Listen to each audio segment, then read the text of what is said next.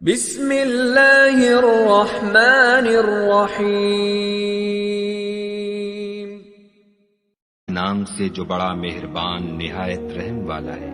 اے محمد صلی اللہ علیہ وآلہ وسلم، جو کپڑے میں لپٹ رہے ہو، رات کو قیام کیا کرو مگر تھوڑی سی رات، یعنی نصف رات یا اس سے کچھ کم یا کچھ زیادہ، اور قرآن کو ٹھہر ٹھہر کر پڑھا کرو۔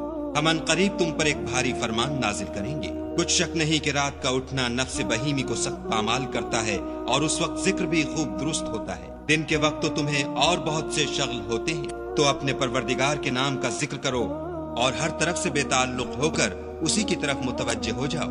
وہی مشرق اور مغرب کا مالک ہے، اور اس کے سوا کوئی معبود نہیں، تو اسی کو اپنا کارساز بناؤ۔ اور جو دل آزار باتیں یہ لوگ کہتے ہیں ان کو سہتے رہو، اور اچھے طریق سے ان سے کنارہ کش رہو۔ اور مجھے ان جھٹلانے والوں سے جو دولت مند ہیں سمجھ لینے دو، اور ان کو تھوڑی سی مہلت دے دو۔ کچھ شک نہیں کہ ہمارے پاس بیڑیاں ہیں اور بھڑکتی آگ ہے، اور گلوگیر کھانا ہے اور درد دینے والا عذاب ہے۔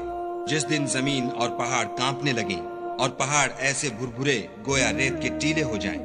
اے اہل مکہ، جس طرح ہم نے فرعون کے پاس موسیٰ کو پیغمبر بنا کر بھیجا تھا، اسی طرح تمہارے پاس بھی محمد صلی اللہ علیہ وآلہ وسلم رسول بھیجے ہیں جو تمہارے مقابلے میں گواہ ہوں گے۔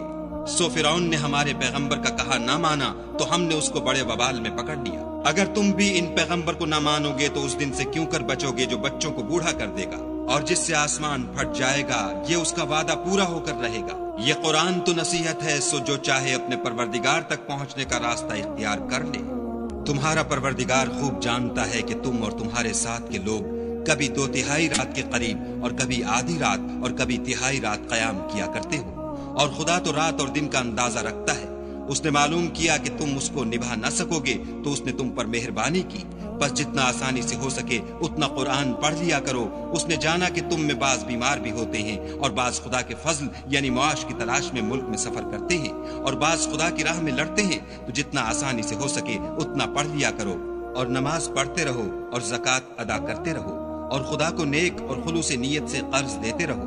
اور جو عمل نیک تم اپنے لیے آگے بھیجو گے اس کو خدا کے ہاں بہتر اور صلے میں بزرگ در پاؤ گے، اور خدا سے بخشش مانگتے رہو، بے شک خدا بخشنے والا مہربان ہے۔